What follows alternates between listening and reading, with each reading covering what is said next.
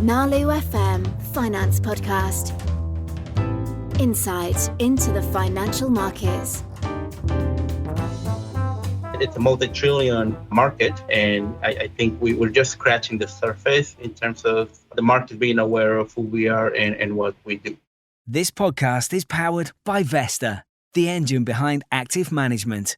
Vesta is a Switzerland-based fintech startup that provides software for issuers of actively managed certificates to automate their value chain fully.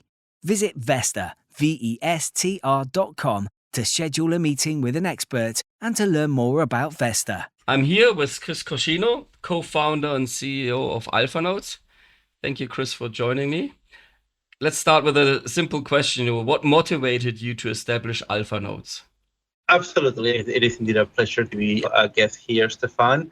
When I reflect on why I co-founded AlphaNotes, it really goes back to my 15 plus years of experience at firms such as Deutsche Bank, GE Capital, Moody's Investors Services, well-known large financial institutions.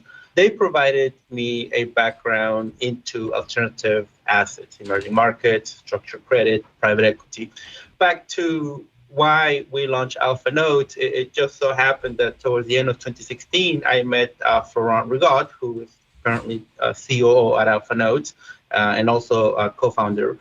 He had experience very different than mine, focused on different aspects of the capital markets, catering more towards the institutional asset manager crowd. Yet he was familiar with the pains I was seeing that the market was facing, right?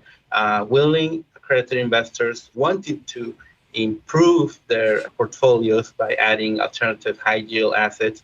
And that's when we basically decided to launch AlphaNotes. We realized that there was a huge gap, and we believe private markets in general will continue to grow.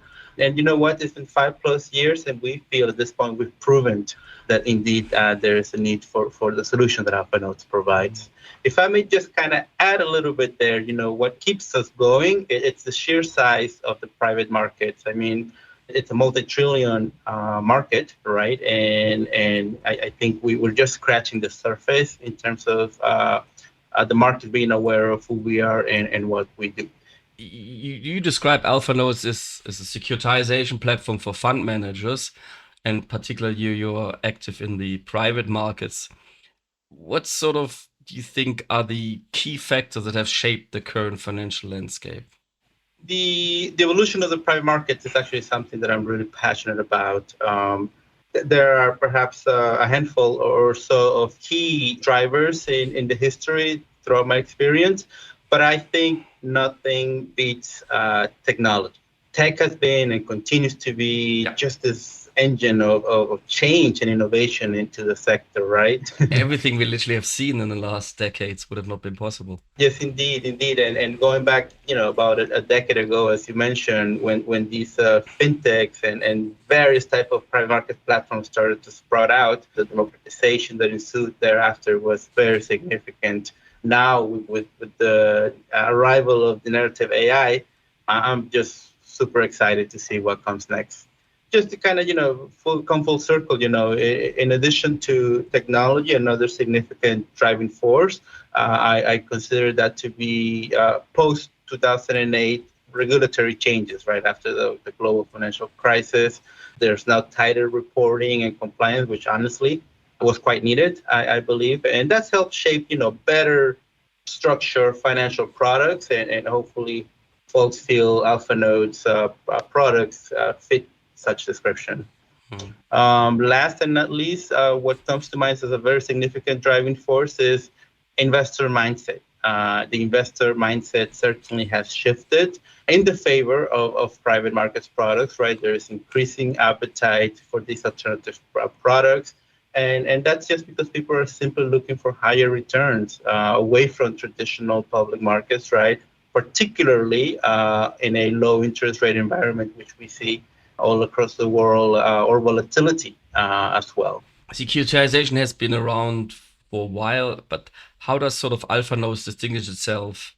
Fortunately, it's a very large market in a rather large world. But on our particular case, I like to think it's all about innovation and tailoring our services to what our clients really need. We're really about doing things efficiently. The more we talk about it, I'm sure I hope the more this comes across, but providing a turnkey service, being efficient in the selection of counsel, trustee, all of these approaches, help us be nimble, help us be cost efficient as well. Maybe I can jump in. I mean, now we have now worked for a while, a little bit together, and as Vesta, we have worked with many other, but your long expertise in the market really shows. Thank you. I appreciate that. I mean, the integration that we have with Vester is critical for us to ensure timely on-demand reporting on NAV for private market strategies, which you rarely find up-to-the-minute information on such private markets products, and we are often able to provide that.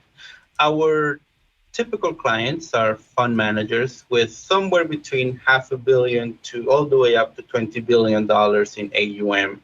So in this context, we have arranged to date over 60 separate issuances, issued notes, alpha notes, right? That's where the names come from.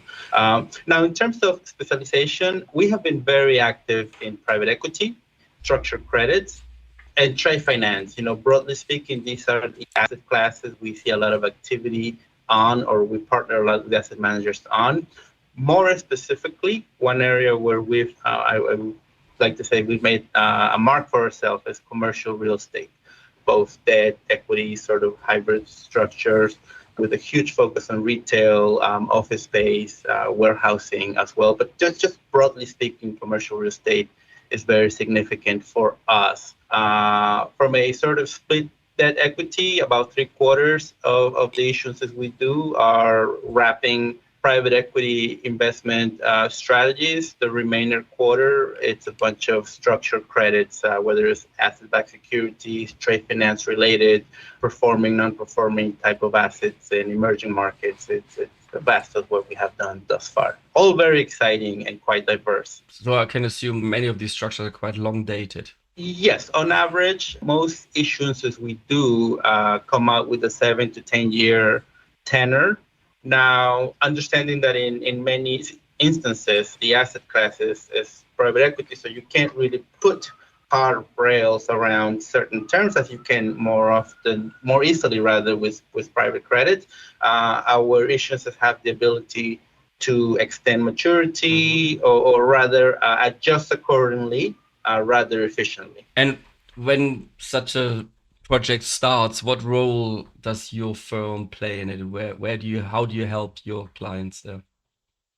Absolutely. The structuring know-how that our shop has is one of our sort of a key distinctions in the market, right? With that in mind, we believe we bring a lot of efficiency by really providing a turnkey approach solution to our clients. What we do, from selection of counsel, as mentioned earlier, trustee, we collaborate. We have standardized agreement with all of our counterparties. So it's really a little bit like plug and play, modular, if you will.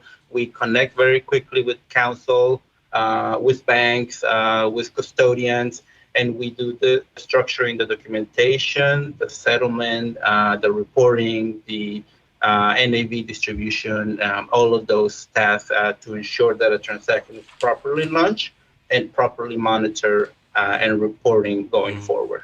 Yeah, when I started researching for this interview, I realized your company started also in 2017, the same year as Vesta. So maybe you can tell us a little bit about your milestones, what you have achieved during that time, or what notable things. That is indeed a very nice coincidence. In terms of the milestones we've gone through, I would say the first layer that I would mention is being highly internal, but an integration, but certainly that ultimately allows us to do what we do efficiently, right? There is that integration with Waystone, the likes of Waystone, the likes of the Bank of New York, which are our biggest partners today.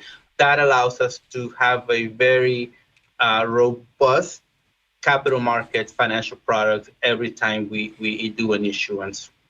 When it comes to pulling a private market strategy or asset that sits in a little bit of a darkened corner of the market and kind of bringing it closer to the center stage, NAV distribution, NAV production, you hear it time and time, has become critical to us and is expected of us by our clients, right? So being able to have reputable distribution channels plugged in already, whether it's the Vienna Stock Exchange, through Bloomberg, through Six Financial, that basically trickles down to most financial institutions. That means to paint a picture, if you're an investor, right, that ultimately have your funds call it at a large bank in the world, and from time to time you receive your statements of where your investments are, you never see your private market investment unless it's offered by that particular bank to you, right? You'll never see it in that statement. Incredibly, our notes and the reporting of such the related NAVs are able to be shown in such statements, whether it's provided by any bank, because we manage to provide our reporting through channels that are picked up by them. And I think that's something we're very, very proud of as well. You should here. be. Now, you mentioned that you spent quite a bit of energy in the last few years in building your technology out to provide the service to clients. Now, what type of technology platforms or system do you utilize to facilitate the securitization process? We try to use always bank-grade technology. So when it comes to cloud and security, we certainly go to the well-known service providers, right? But I guess I would like to stress a couple of things that are more specific to our use case, to our business model. And very critical to that is the integration we have with this company called Conga. What Conga does natively through Salesforce is that it basically digitizes the documentation process. Every key relevant information, numbers, dates, interest rates, special conditions, are picked up elsewhere when it matters for reporting purposes, when it matters for distribution, calculation of distributions, all of those things, automating operations. And with the plans of expanding globally, we certainly want to be able to track all of this information for the mere sake of improving upon our own product, but also making the whole execution process much more efficiently. And that's something that's extremely important for us. It's a sample of what we do, but everything around digitizing and enhancing and improving follows those principles. I couldn't agree more. I mean, from my experience as well, when I worked in investment banking, getting the documentation right and in time is one of the most important things. What kind of technology do you use once the node has been set up, basically? How do you manage that one? What AlphaNotes does, right? We serve a few roles throughout the life cycle of the transactions we issue, right? On one hand, it issues securities. On the other hand, it takes those issuance proceeds and it delivers such proceeds to the underlying fund, the underlying company where investments are actually made. The requirement of such funds or companies is to be audited. So we also receive a feed there on an ongoing basis of audited financials or quarterly reporting even, right? Last but not least is we're constantly monitoring the market and we from time to time see secondary market activity, right? Through Euroclear, Clearstream, so separate independent parties channels. When we become aware of such trades, it's very valuable. And most importantly, to this point, nothing confirms the current value of an asset other than the price a willing investor pays at the moment, right? So that's something we pick up as well. So the point I want to get to is our integration with Vester. Prior to our integration, we provide reporting on NAV on a monthly basis, right? And then ad hoc, whenever an asset manager needed such information. Now it's real time, on demand, and we have tons of reasons to expect scale and uptick in business in the next 12, 24 months.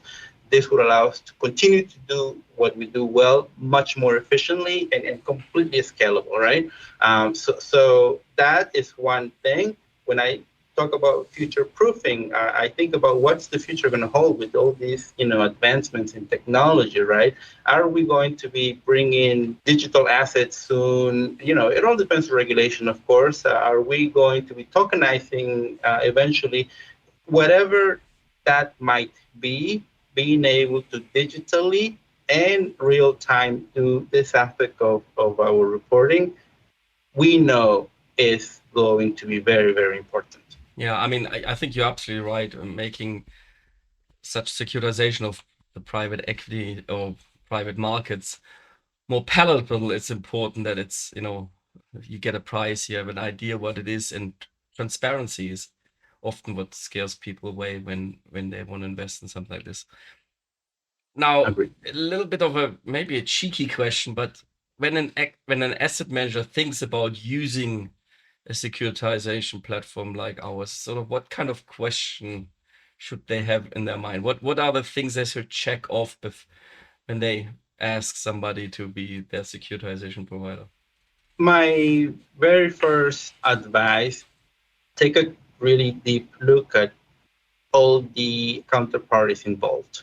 I think an appreciation of which parties are involved is a very clear signal of how your product, your strategy will be serviced in the years down the road, right? Because these type of relationships are always meant to be long term. So if you don't have the right well established partners already from the beginning, I would take that with caution. Did you have any view on where the jurisdiction of the vehicle should be? Our issuers are customarily based in Ireland. It's not a tax haven. It's part of the European Union, of course. So when it comes to comparing favorable jurisdictions for securitization, you look at Luxembourg, you look at Cayman, you look at Ireland. We looked at all of them, and we continue time after time to believe Ireland is a good base for global securitization SPVs. What trends do you sort of see right now in the securitization market? Is there interest on, more focus now on ESG? You mentioned tokenization. Is there something else that's worthwhile mentioning? Yes, there is, and it kind of goes with the price of Bitcoin, right? 2 years ago, there was a lot of inquiries, and for the last year, zero inquiry, and then call it the last few, or most recently, there is new interest as well. As we pride ourselves in working with, brand name financial institutions, I think it's going to be a while before you see Alpha Nodes tokenizing a securitization. We have the capability to do that. We have done it on other contained environments. But for us to provide really the benefits that our services are known for, we would need, Euroclear, we would need US banks, we would need, UK banks, etc. Everyone to be happy with tokenization, and while the world is getting there, we're not there yet, right? So tokenization, I think, will be some time before we see fast adoption. However, there's an increase in demand for our services within structured credits, right? Remember, today we're still 75% private equity, and I include their venture capital as well. The remaining is private credit. In that space, we're seeing more demand, more activity for assets in emerging markets, high yield assets in emerging markets, for assets originated by fintech platforms, right? Consumer and SME sort of lending related. So we foresee, as private credits itself as a sector continues to expand, to see more demand from that sector in the coming short cycle. Yeah, I mean, I can only echo that. I mean, we see, let's just say, more traditional players, banks as well, very much approaching us, wanting to know, is there something we can do together? Is there, how can we do this? Because it's the benefits are clear, but not everybody is pulling in the same direction at this point in time. Now, Chris, I mean, thank you very much for taking the time. You have a very interesting offering, I believe, but what's the best way for people to get hold of you if they actually want to become your client? First of all, it's been an incredible pleasure to chat with you. I certainly hope we get to do this at some point in the future again. Very easy, info@alphanodes.com. If anyone has any inquiry, you can also visit us on our website, alphanodes.com, or even our LinkedIn page, right? But someone on the team would be more than happy to speak to you if you shoot us a note with a brief description of what you would like to discuss to us about. Excellent. Thank you. Thank you very much. Nalu FM Finance Podcast. Insight into the financial markets.